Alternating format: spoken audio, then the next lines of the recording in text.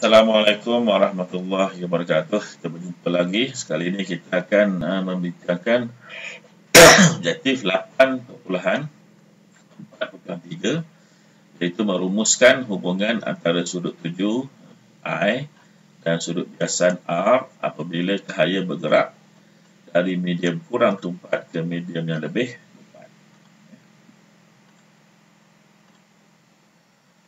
Jadi kita tengok susunan radas untuk mengkaji hubungan antara I dengan R ini. Ini kita gunakan kotak cahaya, kotak sinar yang akan menghasilkan satu sinar. Dan di sini kita boleh gunakan alat geometri yang kamu ada ke sudut. Dan kamu boleh kita kira sebab kita boleh kira menggunakan alat yang simple ini. Garisan sinar ni sebenarnya bila kita nyalakan dia akan menghasilkan satu garis cahaya. Kita dapat lihat dengan jelas laluan cahaya tersebut. Dan kalau kita ada satu permukaan di sini yang membezakan di antara dua ketupatan, maka kita boleh gunakan kertas, kita lapik dengan contohnya dengan kaca. Kita bergerak daripada kaca masuk daripada udara bergerak masuk ke kaca. Jadi kita letakkan kertas A4, kemudian kita boleh buat garisan. Kita bina garisan menggunakan pembaris. Jadi pastikan gunakan pembaris kerana cahaya bergerak lurus.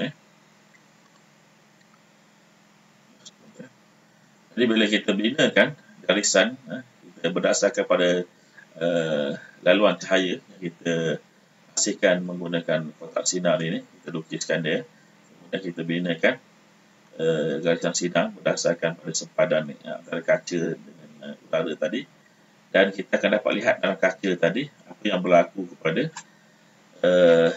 sinar biasan. Dan kita boleh, yang pertama contohnya kalau di sini semua kaca di sini, maka kita ambil pensel, kita tandakan di sini.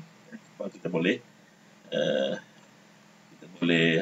alihkan kaca, kemudian kita sambung baris di sini. Baris. Maka kita boleh gunakan jangka sudut untuk mengira sudut I dan sudut R ini.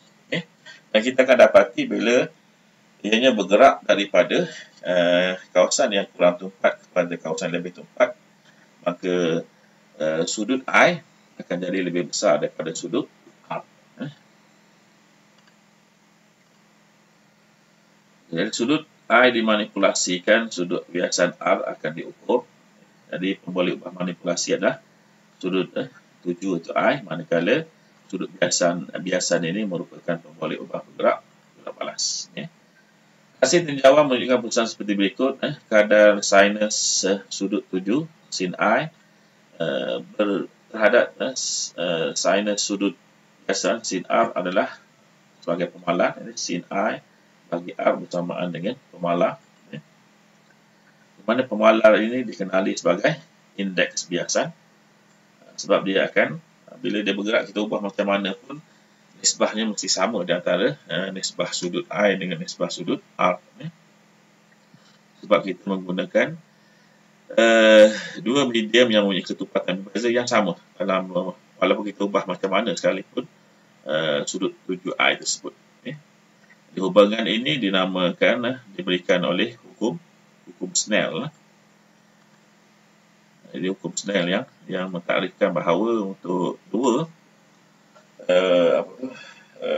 medium yang berbeza ketupatan yang kita tetapkan ketupatan tersebut, maka kita ubah macam mana pun sudut biasan dan akan menghasilkan sudut R, maka bila kita ambil sudut tuju dibahagikan dengan sudut biasan, maka dia akan mendapat satu nombor pemalar yang sama.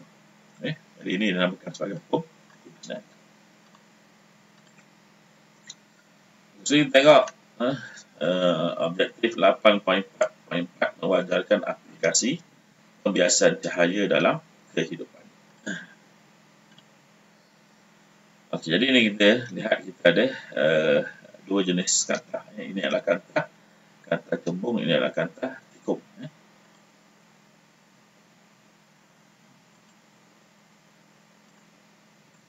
Jadi kantah nipis merupakan alat yang membiaskan cahaya secara secara kompleks.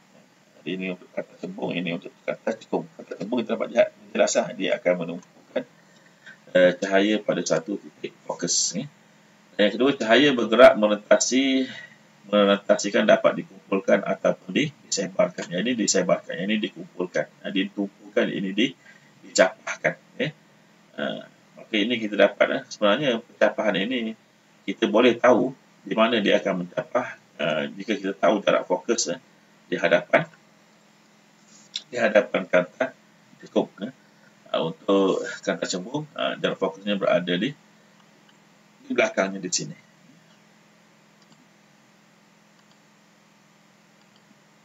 Jadi sifat-sifat kanta-kanta yang berlainan itu digunakan secara meluas di dalam pelbagai alatan. Ini contohnya untuk mata lah. Jadi bila mata dalam keadaan begini, ini yang normal. Tapi yang ini tidak normal. Tidak normal kerana apa? Kerana bila kita melihat satu objek, didapati jarak fokus atau titik fokus tidak jatuh pada retina kita. Ini yang menyebabkan pandangan kita jadi kabur. Kerana bahagian yang sensitif kepada pembentukan image sebenarnya adalah pada bahagian retina mata kita, di belakang mata kita.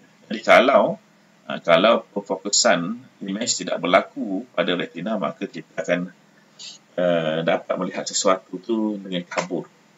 Jadi untuk membuat pembetulan, kita mestilah menghasilkan image pada bahagian retina. Jadi apa yang dibuat, digunakan kanta dinamakan sebagai kanta cikung. Di mana kanta cikung ini akan mencapahkan lagi dan memanjangkan jarak fokus. Ini jarak fokus. Jadi jarak fokus pendek dalam keadaan tanpa bantuan kanta cikung. Bila kanta cikung digunakan, dia akan mencapahkan sinar yang masuk ke kanta kita, maka kita akan dapat panjangkan jarak fokus. Jadi ini untuk rabun. Rabun apa ni? Rabun dekat, rabun jauh. Ini untuk nearsighted. Jadi maksudnya dekat lah. Kalau yang ini pula, kita tengok sesuatu daripada jauh, lebih jauh. Dan oleh kerana jarak fokus terlampau panjang, image terbentuk di belakang retina juga menyebabkan kita nampak kabur.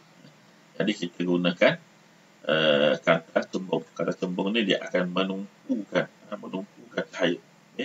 Jadi kesan dia, cahaya bila melalui kanta mata kita akan mempunyai jarak fokus yang lebih pendek. Maka dia akan jatuh pada bahagian retina mata kita. Jadi kita dapat lihat dengan jelas. Jadi ini pembetulan yang boleh dibuat untuk dua keadaan mata yang mana menghadapi masalah untuk melihat dengan jelas. Jadi kaca mata yang berkanta cembung dan cikung digunakan untuk membetulkan penglihatan. Tentunya kita ada beberapa alat di sini yang mungkin juga pernah kamu lihat. Yang pertama ni kita ada teleskop yang digunakan dalam astronomi dan juga mikroskop yang memfokuskan cahaya dengan menggunakan kanta cembung. Jadi kalau untuk teleskop dia akan menggunakan dua kanta lah, satu kanta mata di sini, kemudian di sini atas ni, kemudian kita ada kanta objektif di sini, sama dengan mikroskop. Ini adalah kanta objektif, ini merupakan kanta mata. Kanta objektif kerana dia berdekatan dengan objek. Di sini objeknya, di sini mata kita. Yang pertama objeknya adalah objek yang jauh di angkasa, dan di sini mata kita. Jadi penamaan kanta itu berdasarkan kepada dia berada dekat dengan apa? Dekat dengan objek ataupun dekat dengan mata. Okey, di sini kita tunjukkan inilah objek yang jauh menggunakan teleskop. Jadi objek ini akan menghasilkan dua garisan sinar. Kita akan menggunakan garisan sinar ini. Garisan sinar yang pertama daripada bahagian atas ini, dia akan bergerak lurus dan akan melalui pada dinamakan sebagai asalan, titik asalan pada kanta ini yang merupakan garisan tengah yang antara tengah atas ke bawah dan tengah daripada kiri ke kanan. Jadi tengahnya adalah titik asalan, di mana jika cahaya melalui titik tersebut, maka ianya tidak akan dipesongkan. Dia akan bergerak lurus. Okey, manakala satu lagi cahaya, dia akan bergerak secara selari dengan paksi utama. Ini paksi utama. Paksi utama ni. Ini. Paksi utama. Maka dia akan bergerak dengan selari dengan paksi utama dahulu sampai ke tengah-tengah kanta. Bila sampai ke tengah-tengah kanta ini, ianya akan dipesongkan. Ianya akan dipesongkan sehinggalah dia masuk kepada jarak fokus atau titik fokus yang biasa ditandakan dengan F. Maka dia akan masuk di sini.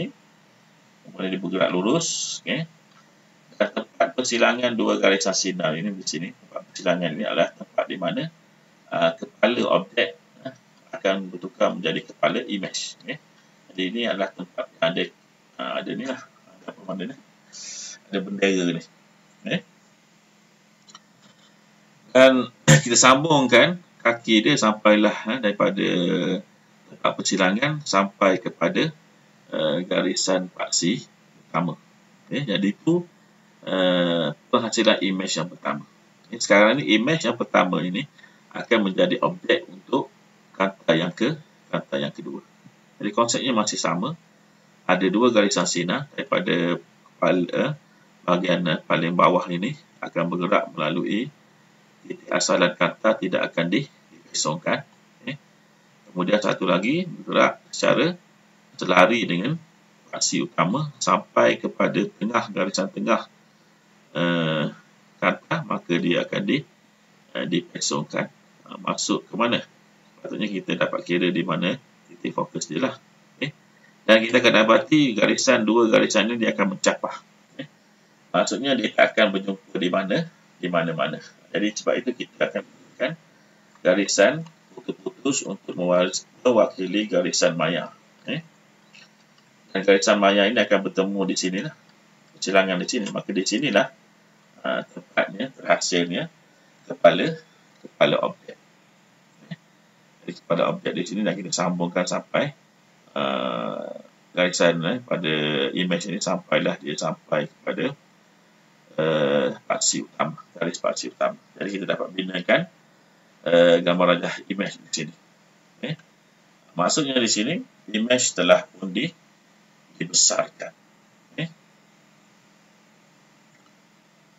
Jadi sebab itu kenapa untuk apa tu?